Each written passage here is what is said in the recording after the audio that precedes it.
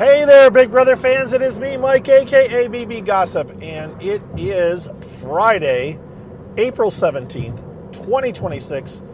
And I don't remember the last time I talked to you on here. I think I do. I think I was in Florida, and I was going to try to see a space launch, which succeeded, and all that. So all that good stuff.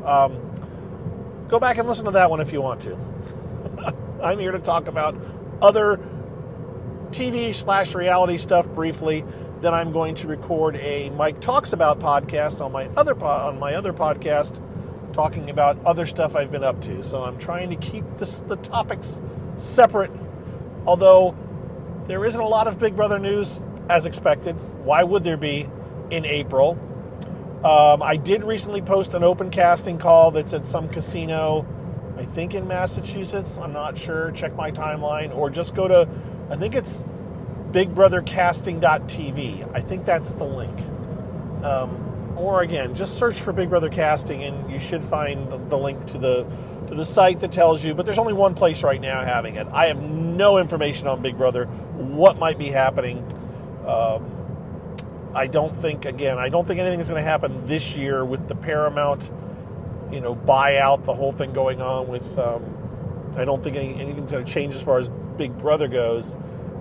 Maybe next year something might happen, but maybe not. So the only really Big Brother, well, I have a little bit of Big Brother news, right? One of them is last season's winner, Ashley, has stuck her foot in her mouth again. I don't mean it. I don't know.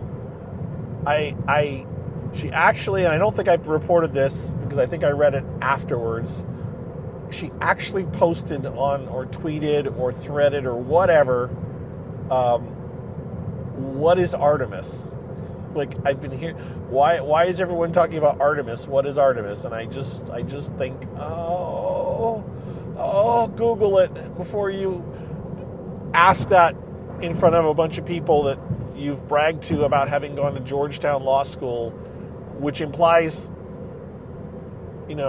a high level of intelligence. And I'm not saying that you can be intelligent, that you can't be intelligent and not know what Artemis was, but I am saying that, I don't know, when a bunch of people are talking about it and you don't know what it is, I would Google it first and then maybe discuss it. And if any of you don't know what Artemis I'm talking about, well, then you should Google it. Anyways, she's just, she's just proven time and time again that she's just, I don't think she doesn't understand how to read the room sometimes. She did an awesome job. She won Big Brother, but there's a lot of things that she just doesn't quite grasp. But again, she won Big Brother, so I can't judge her for that. I can't knock her for that. So, she got into a brush up, she got into a bit of a kerfuffle with I think, whatever season Leah's on, they kind of just recently had a little bit of a thing where I think Leah was talking about something in general, and Ashley, I think, assumed that she was talking about her, and she kind of wasn't, but it caused a thing, and it's just online drama, right? That's the only thing I can tell you that's going on right now with Big Brother is online drama. Morgan has been more active on Blue Sky. Morgan did tell me, for what it's worth, but I don't know why she would have said anything else. I did ask her, this is just publicly, the public comment is out there. She made a comment about something, and I just said, hey, are you going to be at the New York premiere for Big Brother 28? And she said, I think she said, of course, or yes, or I think so, or it was a positive response. So I thought that was cool.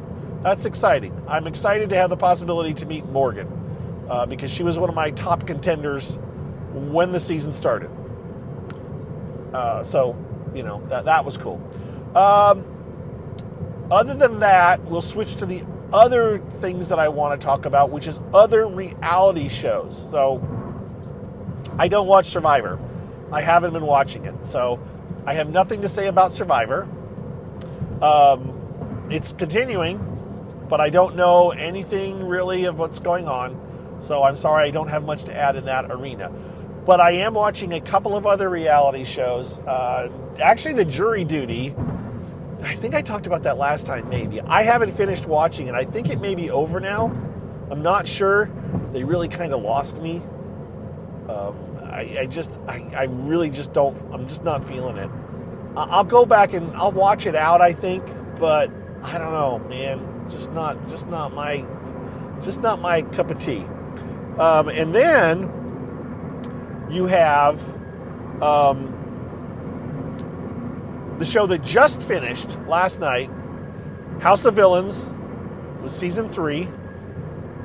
I'm not going to spoil it, but for a Big Brother relation, Paul, friendship ring Paul, 2-time second place Paul, is on it, and I enjoy Paul now. I think Paul has these are all. Okay, let's jump sideways for a second. Someone made a comment a while ago on Threads, on Blue Sky, where they said Rachel's a better Big Brother player than Janelle. And I said Rachel got better, Janelle got worse. And I'm going to clarify that here because I never clarified it on my timeline. It got a lot of likes, and I was like, okay. I just mean, I think Rachel matured, and she got a better, and she just handled her social game better. I think her last season compared to her first season. And there's a season in the middle there too, right, that she won. So I think she improved. I think she just got better. I think Janelle was a comp beast her first season, and I don't think she ever played a better game than her first season. And I'm saying she got worse. I just don't think her game just wasn't any better her second 2 seasons. And it's not a knock on her. It's just what I meant. So there's what I meant by that. So back to Paul is on House of Villains. Again, not going to say who won or what. But Paul made it very far. If he didn't win it, I'm not going to tell you. And I think Paul was enjoyable on the game. I did enjoy watching him this season. I enjoyed watching him his first season, not so much his second season of Big Brother. But House of Villains was okay. I enjoyed parts of it, but the formula may be starting to wear thin. They did change the ejection chairs. So when someone gets banished or voted out, they used to put them in a couch. I mean, it's only been 3 seasons, right? The first 2 seasons, they would belt them into a couch that would flip backwards, like 90 degrees. They would go and they would end up, laying on their back off screen. You couldn't see them. That's how the couch would disappear, right? This season, they just pulled them back through swinging doors. They pushed him forward for half a second and then pulled him back. And it was not near as dramatic. And so I'm guessing there was a reason for that. Maybe it was a legal reason. I don't know. But they did that. And so I was like, I mean, I know that sounds like a minor thing, but I just, I don't know. I'll watch it if it's on again, though, because I like it. It's House of Villains, right? You're supposed to be evil and not play a great... You're not necessarily going to play a great social game. You should be cutthroat. You should be evil. And I felt like some of the people weren't being very evil, and they were mad when things didn't go their way, but mad because they felt they deserved something. Like, well, I played a good game. I played a clean game, so I should win. And it's like, no, you shouldn't win. The person who plays the most cutthroat, evil, genius game is the one who should win House of Villains. So that's my thought on that. And I'll leave it to you to find out who won. And if you want me to talk about why, I can some other time. But I'm not going to do it this close to the end of the season because there's probably some people that are still watching it. So, one other reality show to talk about, and then I'll probably let you go because I'm really just doing a a short little update since I hadn't talked to you guys for a while. And again, I have a probably much longer, knowing me, update on my Mike Talks About podcast, because I'm going to talk about the stuff I've been doing, which is Big Brother adjacent, so maybe I'll touch on it at the end of this one. But let me talk about the other reality show that I just started watching last night. Yesterday, I think.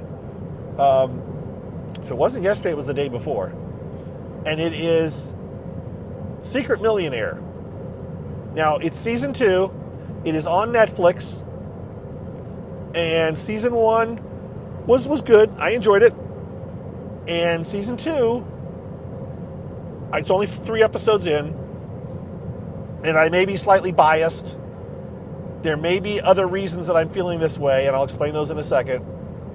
But I enjoyed it a lot. And there's multiple reasons. First reason, I found out through Andy Dean, I think it's Dean Hart, I think that's how you say Andy's name, from Reality Blurred. He posted an article. That's how I found out about it, because he interviewed the people the people that run the show. And they talked about it, but I really didn't read much of it. I got into a point where I read it where it's like, oh, this season, because they do challenges. So the premise of Secret Millionaire is, I don't remember if it was 14 the first season, but this season it's 14 people enter a hotel. And they draw symbols, like one person's a frog, one person's a fox, one person's an elephant, whatever it is, which is kind of, the only reason is it's a random draw. It assigns them to a room or to a box.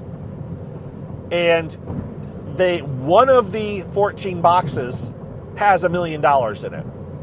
And so they go, I think they went back to their, after they met and they kind of hung out and got to know each other a little bit, then they go back to their hotel rooms and they open up their boxes, and one of them finds out they have $1 million. Now, the way they play this is the person who's the secret millionaire, basically, if the game went perfectly for the first person who got it, they would just hold on to the million for the entire game and not get found out, because every episode, or at the end of every cycle as it was, they sit down for dinner at a rectangular table, not a round table, and they decide as a group, they talk about who they think is the secret millionaire, and then they vote for that person. Sounds kind of traitorish, doesn't it? Yes, it does. And if they guess right, then the person they vote out opens their chest, and if there's $1 million in it, then it goes back into the wild, and another person randomly gets the $1 million that night or that next morning, and the cycle starts over. If they don't get it right, then the person they voted for is evicted, and the secret millionaire lives to see another day, right? So in a perfect world, the secret millionaire keeps it all the way to the end, and they never get it. There's an end game, and I barely remember it, and it doesn't matter. Just work with me. We're just talking about the basics of the game. If you're interested, by the time you get to the end, you'll enjoy it, right? The other thing that they do, and this is what I like, which is what separates it a little bit from traders, is they have challenges, and this brings in my Big Brother connection. They have challenges, and I'll get to that in a second, but if they win a challenge, the winners of the challenge, one person from that group, if there's like say 5 people won a challenge, right, or 4 people, or whatever, or even one, the winner, somebody of that group or that one person, gets to get a clue to who the millionaire is. And I will give you an example. The millionaire has a pet dog, let's just say. That gets revealed. Now, they don't have to tell each other the truth at all. And in theory, they're playing a social game this whole time where they try to get to know each other and find out tidbits of information. You know, the owner works in law, or the millionaire works in law enforcement, right? That's the kind of thing. And generally, when they get a clue like that, there's multiple people that it could be. So it is not just oh my gosh, they got me, right? It's a little bit of a chance that it could be somebody else. Plus, people lie, right? So one would be an example of another one would be, and they know this going into it. They may not have known it the first season, but they know it this season, right? So they may say the millionaire is married. Now, when they all first get together, they're all asking each other questions. Now, will someone lie? Will they say they're not married? So they've lied and they've said, I'm not married. And so then when it gets revealed, when the person might say, oh, the millionaire might be married, well, they don't think of that person, even if they are if they aren't a millionaire. They're out of the realm of possibilities. And remember, these people could all be possible suspects, and when it comes time to vote, they could vote off the wrong person just because they matched the clue. Also, the person who gets the clue doesn't have to tell anyone else what it is, or they can make something up. So there's all kinds of levels of deceit going on here. And on top of all this, there is a challenge given usually to the millionaire that helps them, and this adds all kinds of layers of problems for the millionaire and for the others, versus traders, which the first season didn't even have a shield. The first Australian season, I don't think, had a shield. They had to introduce that as a way to kind of bring some, twists and turns into it. So traders has had to dial up the twists and turns to kind of get it up to speed. I still love the traders, by the way. This is not taking away the traders. But Secret Millionaire already has some of these things built in. They give the millionaire a task. And again, I'm just going to give you an example, and I don't remember if this was in season 1 or not, but let's say it was. The millionaire has to hug at least 8 of the other house guests within an hour or 2 hours of something at a certain time. Like in the morning, before we get together for the competition, you will have had to hug 8 people. If you do, you get 2 votes that night, or you get to you get to do something special that helps you. If you don't manage to do it, then you get 3 votes against you automatically. They don't reveal the vote count at the table. So they don't know, only 1 people voted for. They don't know that. They only know that someone was voted out. So that's a little bit of a difference. There's no public revelation of voting most of the time. I'm not going to say maybe there wasn't one towards the very end, but early on it's all secret. Secret ballot. So you can't use that as a way to kind of suss out who might be the person. They also, for example, they gave a thing like somebody needs to reveal. The first episode, they had a competition, and you had a choice in the competition. They were shooting. I'm not spoiling anything at all here. They had a competition where they had portraits with apples on the head of the portraits, and they were actually the players, dressed in medieval gear, and they had crossbows, and certain people had the opportunity to shoot the crossbows, and other people had the opportunity to draw a card. If you drew a card, the card would have a truth about you, like a revealing truth, like you're married, right? And maybe you didn't tell anyone you were married, or maybe you told someone you weren't married, and you could say, okay, I'm revealing this truth, which could kind of put you in a bind, or you could say, nope, I'm not revealing it. And the person that person holding the card got to select the person to shoot an arrow. And the person shooting the arrow, if you revealed your truth, they had to step 10 feet away from the portrait. If you didn't reveal your truth, they got to step 10 feet closer to the portrait to take their shot and try to pierce the apple with the arrow. And if they managed to pierce the apple with the arrow, they got to be among the group of people that had a chance for the clue later on in the show. The other secret clue, or the secret clue towards the millionaire. And if they missed the apple, then the person that had the card would get to go to be a part of this group. So that was the first I think that was the first competition. And it's kind of interesting, right? Competitions this year, at least in part, are being designed by Heath Lumen, who any of you that know your salts, know anything about Big Brother, know used to be in charge of all of the games for Big Brother. And we're talking back early day, early comps. A lot of the comps that are being repeated, Heath came up with or helped design. So, kind of a cool thing. And I happen to have a very, very minor relationship with Heath in that I could message him on Twitter and he would message me back. Which is what I did yesterday. I messaged him and said, hey, very cool. And he actually has an account on Blue Sky too, but he hadn't used it in 11 months. So I said, come back over to Blue Sky and say something. And so, and he did. So, anyways, so that was kind of cool. That kind of fired me up to watch it because, I very remotely know someone involved in the show. All of the people on Secret Millionaire are not known people. There is no social people. There is no social, what's it called? There's nobody semi or minorly famous on the show. It is all newbies. Same as season 1. So, and you can win $1 million. So I was talking to my sister today. I'm actually driving home tonight after seeing two of my nephews. It's been quite a sporty 2 weeks for me.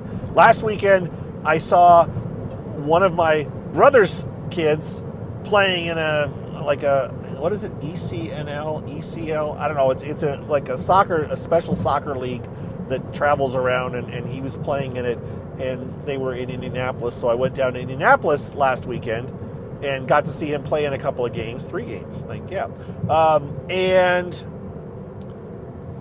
today, and maybe tomorrow if I make the trek, if I can, I got to see 2 of my sister's sons playing in a collegiate volleyball tournament, their conference tournament in the South Bend area. So it's very cool, and I've been very, really enjoying it. So there's that.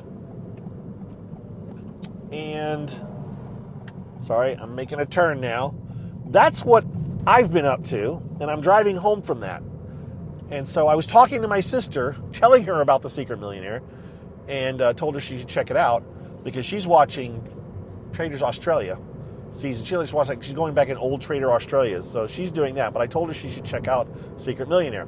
And I was like, when you think about it, if you wanted to try to be on a reality game show, Traders starts out with 22 people, and you're going to win maybe 250, maybe $500,000 if you're lucky, if you don't have to split it up with other people. Or if you can get on Secret Millionaire, there's only 14 people. Now only one of them wins $1 million, but that's 1 out of 14 chance of winning $1 million versus 1 out of 22. And even if you win, you may have to split it. I'm like, oh, that's intriguing. So, anyways, just had to brake hard because there was a deer standing by the side of the road. Yay! Okay, so we're good. Deer did not run across the road, thank goodness. And so that was kind of cool. That was just food for thought. So again, it's on Netflix. It's very cool. I'm enjoying it. I think it's only 8 episodes or 9 episodes. Is it 3, 2, and 3 or 3? I think it's 3, 2, and 3. I think it's only 8 episodes. It's 3 dropped. There's 2 more next week and maybe 3 the week after. Or maybe it's 3, 3, and 2. Either way, it's over in 3 weeks. So if you're interested, you should check it out. Now, what else to tell you about? Oh, Big Brother stuff. So that's it for that. The other thing I'm going to talk about much more on my other podcast, Mike Talks About, is just some stuff that I've been doing. I've been messing around with old archive stuff, old stuff. I did old time radio thing. I was making a little radio you could play, and my friend John, I think I thought of it as a possibility, but my friend John kind of fleshed it out for me, and I thought, you know what, I think I will do this. Mentioned that, you could take the old Big Brother gossip shows, the old podcasts, Big Brother that we did, right? We did 160, I think, Big Brother gossip shows over the course of 10 years. It was 10 or was it 7? 7 or 8, whatever it was. But my friend John suggested, and I kind of tinkered about it in my brain, was maybe putting those up on a, quote, radio station.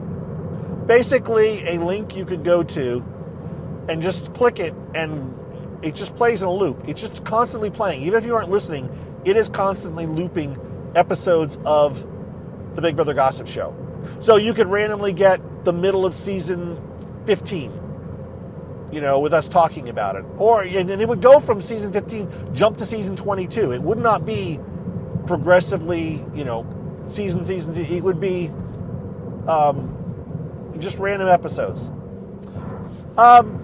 So would it be? Would I do entire seasons in a row? I don't know. I could do that too. I could do an entire season, because that would be like 14 episodes in a row, roughly. We did about 14 episodes per season. Or, I don't know. I'll have to think about it. But, point is, I'm working on that. I talked to Scott, said, do you care if I do that? And he said no. Scott was even though it's the Big Brother Gossip Show, Scott it really was his baby. So I figure if Scott's okay with it, then I might do it. So I may do that. I will do that actually in some form. I'm right now trying to get all of the episodes. I think I may have more than I realized. But I right now was able to go on the Internet Archive and download a bunch. And so I got to get the rest of them. So that's something I'm fiddling around and working on. And then the other thing I started to do this today, which I will work on this weekend or the next couple of days, is my old periscopes. Do you know I did 489 periscopes? And do you know that almost all of them actually are still out there? You just can't get to them easily. So I am working with, again, I'm using AI because it can do the coding. I'm using AI to help me code to use Python and Windows PowerShell. This is getting too deep. I didn't mean to do all this. This is where I'm going to the other podcast. But point is, I'm doing all that so that I can basically get into Periscope, because Periscope still exists, and logging in and downloading all of my Periscope episodes. And then I'm going to do something with them. I may upload them to YouTube. I don't know.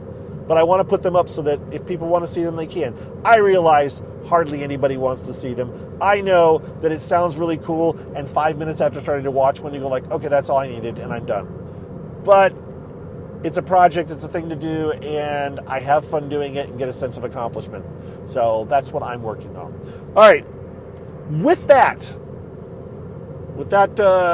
30 minutes of me talking, I'm going to sign off. Don't know when I'll talk to you all again. It may be next week, it may be a month. It just depends. If we have Big Brother news or a reason I can find to talk about reality TV, I will do it. Otherwise, I'm also over on my Mike Talks About podcast, which has a whopping, I think, this will be like episode 10 maybe. But I'm going to be doing stuff on there too. I've got 80 or 60 some episodes of my old Mike Non-Big Brother podcast, and I think I'm going to upload some of those over there. So we got that to do too. But with that, I'm going to sign off. Thank you for listening. A shout out to everybody. I appreciate you all. A shout out to my patrons. You can always be a patron if you want. You can go to BB Gossip on Patreon and become a patron. But they are my favorite folks. So that's what I got going for me. Keep it in the back of your head. If you haven't thought about going to the Big Brother premiere party in New York, pencil it in. Think about it. I just was asked by the organizer if I was planning to come out this summer. So obviously, they are planning to have it this summer, right? It is in their books of something they plan to do. And I said, yes, I'm planning on coming out this summer. So yes, I will be doing my third in a row Big Brother premiere party. So think about it. If you want to meet people, it is a cool little event, and it is the best time, in my opinion, to meet a bunch of reality people and meet a bunch of other reality fans. Good time, and other than the fact that it's in expensive New York, it is still fun. All right, that's all I got. Take care. Thanks for listening. I'm not sure when I'm going to post this, maybe much later tonight or maybe on Sunday. We'll see. We'll talk to you then, though. Bye-bye.